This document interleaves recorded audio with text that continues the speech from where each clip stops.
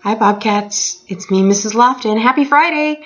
And we're back with Wishtree.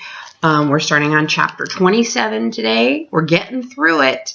We're more than halfway through. So, once night had fallen, I sent Bongo on her next mission.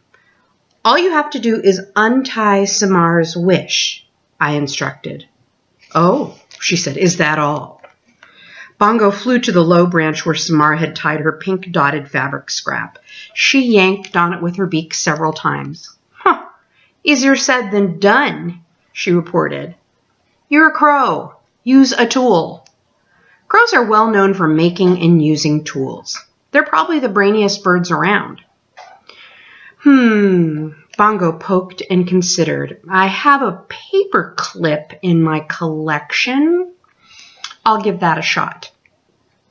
It'll never work, Agnes predicted from her nest. I think owls are secretly a little bit jealous of crows. One by one, heads poked out of my hollows, as well as the skunk den under the porch, to watch Bongo at work. What's Bongo doing, Ma? Asked one of the ewes. It's called tool use, said Big Ewe. No big deal. Folks, if you can't say something helpful, I said, please don't say anything at all. Bongo returned with a small piece of twisted metal. Straightened paperclip, she explained. Found it on the school playground. With great effort, she managed to slide the straight end of the paperclip into the knot, but try as she might, she could not pull the knot free. Almost got it, Bongo muttered between her clenched beak. Why is Bongo doing that? Harold asked Agnes. There's no explaining crows, Agnes said. Because I asked her to, I said, because it's important to me. With a frustrated groan, Bongo let the paperclip fall to the ground. It's no use, Red, she said. Maybe it's time just to give up on this idea, I said with a sigh. I'm not meant to help. I'm meant to sit here. Just sit. A gentle wind rippled my leaves, and no one spoke. Wait a minute, said Big Ewe. Maybe I can lend you a paw. You're awfully heavy for that branch, Agnes pointed out. Well, let her try, I said. Carefully, Big Ewe inched her way out onto the limb where Samar's wish was tied. She was indeed heavy, and my branch bowed under her weight, but I held firm. She toyed with the knot, using both of her front paws. Before long, she had pulled the strip completely free. Ta-da! She cried, clutching the fabric in her right paw. Well, I did the hardest part, Bongo sulked. It was a joint effort, I said. Teamwork. And much appreciated, both of you. You have the wish, said Agnes. Now what, Red? Now we wait until Samar comes to visit, I said. And then Bongo works her magic. Chapter 28. The moon bathed us all in cool blue light as we waited for Samar's nightly visit.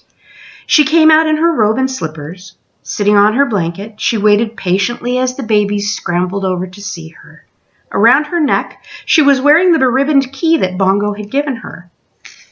Where's my crow friend? She whispered, as the ewes somersaulted in front of her. She looked up into my branches, and I was glad I had instructed Bongo to hide on Stephen's roof. Right on schedule, Bongo flew to Stephen's bedroom window, and she settled on the sill. Samar's fabric scrap dangled in her beak. Carefully, she tapped on Stephen's window.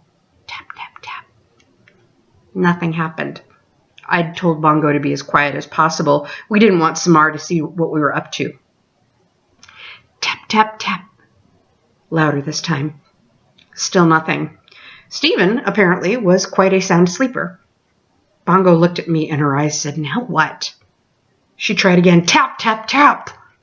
Samar started. What was that? She asked. Fortunately, Harold distracted her with an attempt to fly onto her arm. It was more of an awkward hop than a flight, and Samar giggled. Good going, little Harold, I thought. Bongo dropped Samar's wish onto the sill. Tap, tap, tap. Nothing. She paced back and forth in front of the window, and then she froze. Her eyes glinted in the moonlight. Bongo leaned close to the glass and performed her very best fire engine siren. Roar!